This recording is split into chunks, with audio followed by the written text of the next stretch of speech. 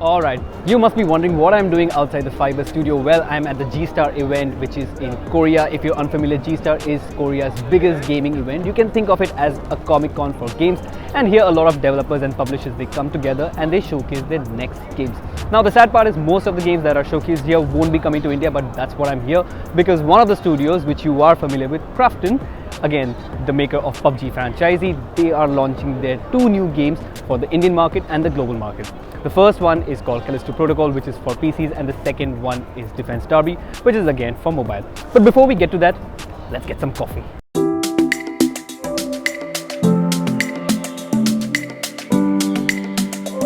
So yes, now that I'm done with coffee, you must be wondering why am I talking about it, and in case you haven't noticed, yes, I have come outside the venue because I thought while talking about gaming and South Korean culture, it'll be a nice exercise to take a tour around the city while talking about it. So first, the coffee. Now coffee is a big part of the South Korean culture. In fact, I was reading this report and it said that an average Korean above the age of 20 years old consumes roughly 355 cups of coffee each year. And mind you, this is not the small cup that we're accustomed to seeing in India.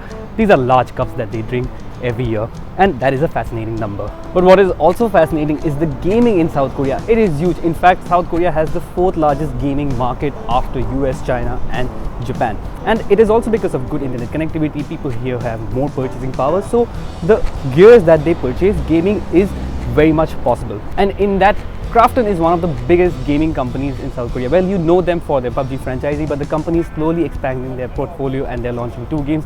And before we talk about the new games that is specific to Indian market, because that's what I'm going to be covering in today's video, let me just settle down and tell you about it.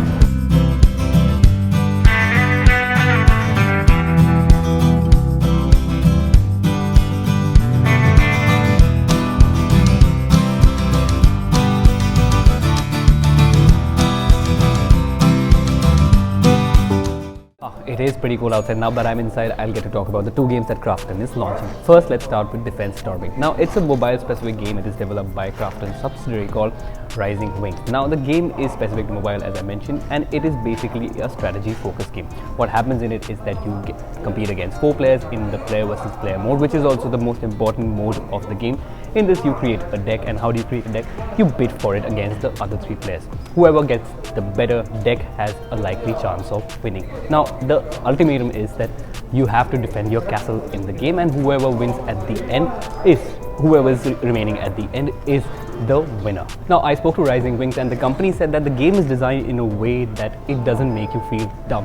That is basically they want to eliminate as much as randomness from the game. Well, how will that happen? We'll only get to find out when the game launches sometime early next year. The second title that Krafton is launching is called Callisto Protocol. Now, Callisto Protocol is specific to PC and gaming consoles. The game will be launching globally on December 2nd, and yes, it will be also available on Steam. The basic objective is that you have to get out of Callisto, which is Jupiter's second largest moon, and you'll also discover some dark secrets on the way. It is a horror game, so yes, it is aimed at players who enjoy playing third-person shooter horror games, and its price remains unclear, but we'll find out more near the launch. Now, Krafton is launching another third game. It's called Moonbreaker. I don't have too much detail about it. Also, in fact, I couldn't shoot the game while I was there at the G-Star event, but we will be finding more details about it eventually.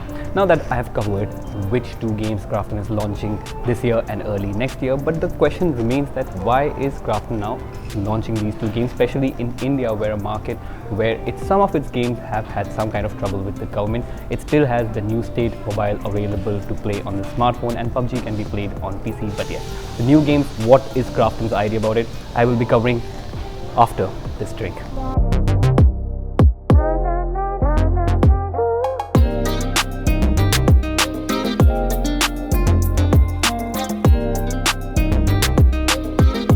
Coming back to why Krafton is launching new games across the globe is two-part answer. Firstly, it aims to become a global publisher, not just a mere creator and developer of PUBG or Battle Royale games. Secondly, the new titles spread across different genres, so again, that will be helping the company to expand its portfolio not just in India but across the globe.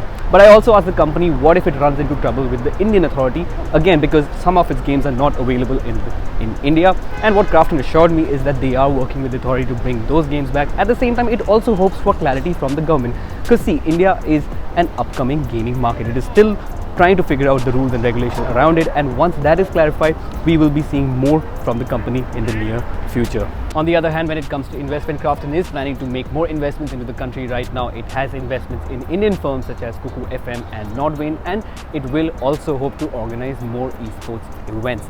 Now, I also got the chance to visit Krafton's office in South Korea, and that video is available on our Instagram channel, so do ensure that you go and follow our page for all these amazing reels. And that is it from me.